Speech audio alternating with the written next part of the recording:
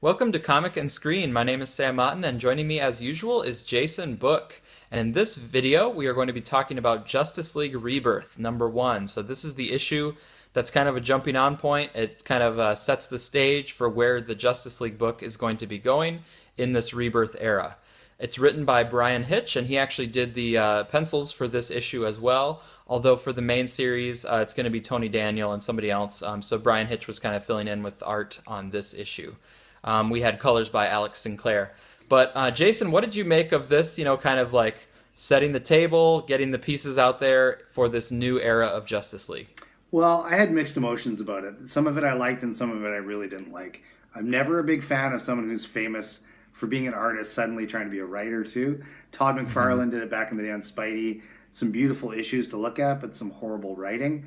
The writing's not horrible here. He actually does a good job of kind of setting it up. And it reminded me of like how you would incorporate things from the Justice League past. Like there was elements of Starro and Darkseid and things there. And for what it was trying to do, it did a good job. But I've seen Bryan Hitch do some killer artwork on Ultimates and different books like that. And this seemed rushed to me. Like he had these great panels where if he put a little more work into it, his renditions of the Justice League would have looked a lot more iconic. But I remember several times looking at it and I was like, that looks like a mannish Wonder Woman, or like that Superman looks awesome but it's not finished enough, or that Batman just looks like he kind of copied it off of like the Nolan films or something like that.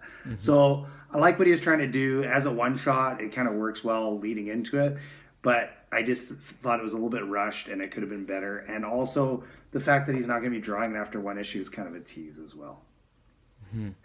So it's funny because we read these independently and we don't really compare notes until we're actually recording. Yeah. But I agree with, and I had the same reactions of pretty much everything you said. Like I think he set the stage for what he needed to do. And he had an interview with DC All Access where he said, I want it to be, inviting for people who haven't read Justice League before so that readers can know, like, okay, what's the deal with Justice League? So he does that. Like he says, here's the members of the team.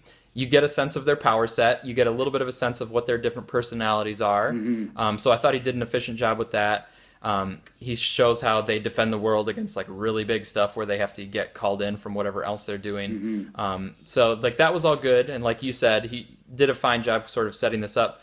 But I agree with you on everything you said about like the art. Like there were several things with Wonder Woman where I'm like, I really miss Jason Fabok on Wonder Woman because his Wonder Woman was so good. Yeah, either one. Where this one, it's like, oh, it didn't really nail the Wonder Woman.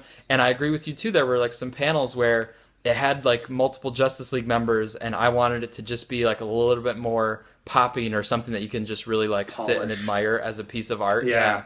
And instead, it was kind of like, okay, I know what he was doing and I can tell all the characters, but it just doesn't really sing, off the page. Totally. And I agree with you too. I also noticed the Christian Bale thing. Like there were a couple panels where I'm like, oh, Batman is kind of the cowl is going back to like a Nolan cowl. Yeah. And you know what's funny too is like if you've read any of his stuff that he did for Marvel, the Ultimate stuff, him having the right inker was a huge thing, I think, because he always worked with the same inker, Paul Neary, and his stuff always looked amazing. And it was just missing something here, That's a good point. Yeah. Now he had like it shows the potential because like the Reaper character, the big monster that's kind of city sized. Pretty cool, yeah. Pretty cool design, and like he had some good detail on that, and seemed like. But then like in other parts of the page or on the next page, it did seem like you said like it seemed like he maybe rushed the next page, because he had spent so much time on the Reaper on the previous page. Yeah, I mean like maybe when he drew like characters he didn't always draw, like the Green Lantern character is actually pretty good and stuff like that. But yeah, it's just like there's that iconic shot of all them standing together, and it should have been really solid, and it was just kind of for him pretty weak. Right, like that should have been a shot. Like it's Justice League Rebirth. There they all are, kind of standing.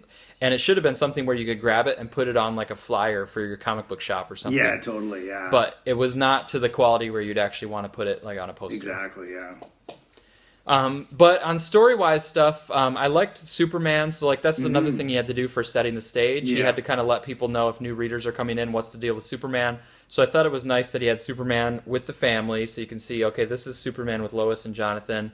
And Superman is kind of grappling with whether he should join the Justice League. And I thought he had some nice writing there where he's like, this Justice League, that's the other Superman's friends and his colleagues. And can I just kind of jump in, and do they need me to jump in? And then the Justice League is having those same questions of like, can we trust this other guy who's this new but actually old Superman? So I thought that was a nice touch, and then bringing Superman in at the end, it was nice for a kind of one-shot story where we do have Superman coming into the team. I think those were actually the strongest elements of the story, and part of it actually, when I was reading it, I was like, oh, he'd probably do a decent job writing Superman, and it reminded me of a lot of the work he did with Mark Miller. And Mark Miller still hasn't done the stuff for DC, and I was like, Mark Miller should be writing, Superman or Justice League with this guy drawing it and devoting his whole time to drawing it. They could do some pretty interesting things, because he seems to have his, even as a writer here, I don't think he's an amazing writer, but he definitely knows the way to write Superman, and Batman's voices seem pretty solid. So I did like those aspects for sure. Right. And I think overall he's maybe setting up things okay, but that some of the dialogue stood out a little bit, as maybe a little wonky or whatever. Yeah, the part about there was some joke about it was some sort of like food or something that just came off weird with Aquaman. I can't remember what it was, but it was pretty cheesy. Yeah, there were several lines where I was kind of like, that could go through a rewrite or something. It needs a better editor. Yeah. Now, he did talk about, so maybe he's better at like plotting the overall arc, rather than the specific dialogue. And he did talk about in that interview with DC All Access that he wants to bring in some new villains. And he said cool. It's fun to read new villains because you don't quite know where they're going to go or what's going to happen with them. Yeah. Where if it's like dusting off a villain and bringing them in for a new story, you kind of know what their story beats are going to be. Right. So that might be fun to see, if there are going to be some new villains and if some of them become classics that stick around into the future. That'll be fun to be here when they're created. And he also said that this is his first time, I think this was a different interview, but he said it's his first time writing for a different artist. So he's done a lot of art. He's done his own writing and art, including the Justice League of America book, which he references here. Like when he talks about the Rao stuff, that's actually the JLA book that he was just doing leading into this. And but now he's going to be writing and passing off the art duties, and he said that he's looking forward to it because he can come up with these big things, and then it's somebody else's problem to actually make them happen. But we'll have to see if it plays to his strengths or not. Yeah, and we'll have to see. Like for us, we seem to always have a Justice League book on the go. And if this one's good, this might be it. But if not, we may have to reach out to a different one and see what they've got to offer. Right. Yeah, there's going to be the other Justice League of America or that they're starting up too. So... Yep, we'll have to see.